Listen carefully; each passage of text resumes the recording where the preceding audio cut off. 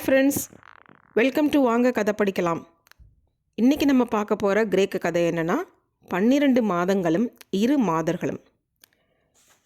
கதைக்குள்ளே போகலாம். ஓர் ஊரில் சகலைகளான 2 மாதர்கள் இருந்தனர். அவர்களில் ஒருத்தி பணக்காரி, செருக்கு பிடித்தவள், எப்பொழுதும் கெட்ட எண்ணம் உடையவள். இன்னொருத்தியோ ஏழை, ஆனால் மிகவும் நல்ல மாதிரி. மாலை நேரத்தில் இந்த ஏழை பெண் பணக்காரி வீட்டுக்கு போய் கம்பள நூலை நூற்பது வழக்கம். ஏழை வீட்டிலே விலைக்கேற்ற வழி இல்லை. கொஞ்ச நாட்களான பிறகு பணக்காரி அந்த ஏழை சகலையை வரக்கூடாது என்று சொல்லி தடுத்து விட்டாள். பாவம், அந்த ஏழை என்ன செய்வாள்? பணக்காரி வீட்டு ஜன்னல் வழியாக தெருவில் விழும் வெளிச்சத்தில் போய் உட்கார்ந்து கம்பளி நூல் நூற்று வந்தாள். இதுவும் கூட அந்த பணக்காரிக்கு பொறுக்கவில்லை. அந்த ஏழையை விரட்டுவதற்காக தன் ஜன்னல் கதவுக்கு திரை போட்டாள். திரை போட்டதனால் வெளியே வெளிச்சம் ரொம்பவும் குறைந்து விட்டது. ஏழை பெண் மறுநாள் வந்து பார்த்தாள். வெளிச்சம் போதவில்லை. என்ன செய்வது என்று கவலை ஏற்பட்டது. வீட்டு வாசலில் போய் யோசனை செய்து கொண்டிருந்தாள். ஊருக்கு எதிராக இருந்த குண்டிலே ஏதோ வெளிச்சம் தெரிந்தது. அதை கண்டால் ஏழை பெண். சரி, நான் அங்கு போய் பார்க்கின்றேன், அந்த வெளிச்சத்தில் போய் நூலை நூற்கலாம் என்று எண்ணினாள். புறப்பட்டு அந்த குண்டின் மீது ஏறினாள். வெளிச்சம் கண்ட இடத்திற்கு வந்தாள். அங்கே நெருப்பு எரிந்து கொண்டிருந்தது. அதை சுற்றி 12 மனிதர்கள் உட்கார்ந்திருந்தனர். வாருங்கள் தாயே, வந்து உட்காருங்கள் என்று கூறி அவர்கள் அந்த ஏழையை வரவேற்றனர். ஏழையும் அங்கு உட்கார்ந்திருந்தாள். ஐயா, என் வீட்டிலோ விளக்கு இல்லை. இங்கு உட்கார்ந்து இந்த வெளிச்சத்தில் நூற்கலாம் என்று வந்தேன். நூற்கலாமா என்று கேட்டாள். அம்மா தாயே, காற்றும் நீரும் நெருப்பும் யாருக்கும் பொதுவல்லவா? அவற்றை எத்தனை பேர் வேண்டுமானாலும் பயன்படுத்தலாமே. எங்களுக்கு அதில் என்ன ஆட்சேபனை? சந்தோஷமாக நூல் நூற்கலாம் என்றனர். ஏழை பெண்ணும் மகிழ்ச்சியடைந்து தினம் தினம் அங்கு வந்து நூல் நூற்பாள். இவ்வாறு தினசரி வந்து நூல் நூற்று போகும் சமயத்தில் ஒரு நாள் அந்த 12 ஒருவன் அவளை பார்த்து, தாயே, அன்றாடம் நூற்கின்றீர்களே, நாட்களும் வாரங்களும் கழிந்து மாதங்கள் வந்து போகின்றன அல்லவா? அந்த மாதங்களை பற்றி நீங்கள் என்ன நினைக்கின்றீர்கள் என்று கேட்டான். மார்ச், ஏப்ரல் மாதங்களை அடுத்து அழகான மே மாதம் வருகின்றது. அவை ஆனந்தமாக ஸ்ப்ரிங் என்கிற இளவேநீர் காலத்தை கொடுக்கின்றன.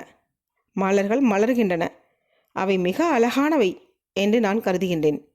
சின்ன பழங்கள் மிகுந்த ஜூன் மாதமும் அறுவடை மனம் வீசும் ஜூலை மாதமும் ஆகஸ்ட் மாதமும் நமக்கு இயற்கை எண்ணெய் தரும் பலன்களை அறுவடையாக அளிக்கின்றன. ஆகவே அவையும் மிக அழகானவை என்று நான் கருதுகிறேன்.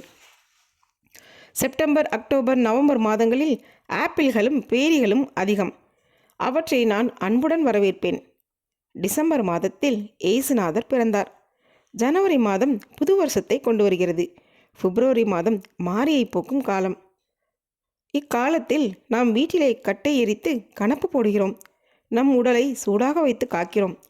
இதற்காக நான் அந்த மாதங்களையும் ஆவலுடன் விரும்புவேன் என்றாள். அங்கிருந்த 12 மிக்க மகிழ்ச்சியடைந்தனர். அந்த ஏழை வீட்டுக்கு போகும் பொழுது, தாயே, தங்கள் முந்தானையை சற்று விரியுங்கள், அதில் என்றும் அணையாத தணலை தருகிறோம் என்றனர்.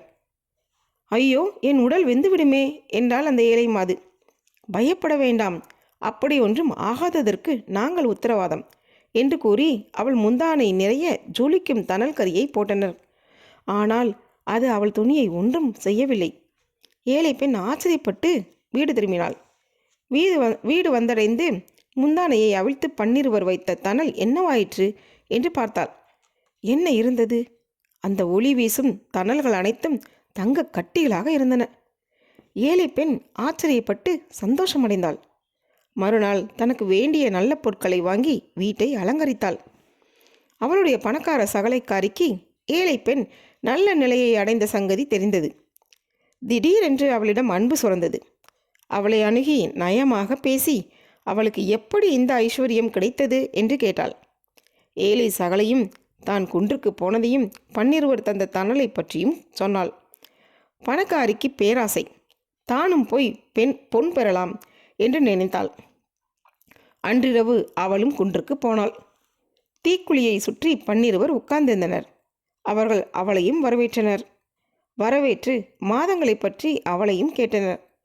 இளவேநீர் காலம் தோன்றும் பொழுது பனி அதிகம். ஏதோ தூக்கமாக இருக்கின்றது. அறுவடை காலமோ தீமையுடன் வருகின்றது. வெப்பமோ அதிகம். அறுவடையினால் நான் காலை வீசி நடக்கவும் முடிவதில்லை. இலையுதிர் காலமோ இலைகளை கொற்றி எல்லாவற்றையும் மொட்டையாக்கி விடுகிறது. மாரி காலமோ குளிரை கொண்டு வந்து விடுகின்றது. அதனுடன் பனிக்கட்டி வேற. காலை எடுத்து வெளியே வைக்க முடியாது என்று அந்தந்த காலங்களின் கெட்ட அம்சங்களை சொல்லி குறை கூறினாள். அவள் திரும்பிய பொழுது அந்த பன்னிருவர் அவள் முந்தானையில் நெருப்பு தணல் துண்டுகளை போட்டு அனுப்பி வைத்தனர். பணக்காரி சந்தோஷத்துடன் வீடு திரும்பினாள். வீட்டிலே முந்தானையை அவிழ்த்து பார்த்தாள். அந்த முடிப்பிலிருந்து தேலும் தேரையும் பாம்பும் வீழ்ந்தன. அவை அவளை தீண்டி கொன்றன. 12 மாதங்கள் அவளுக்கு தந்த பரிசு அதுதான்.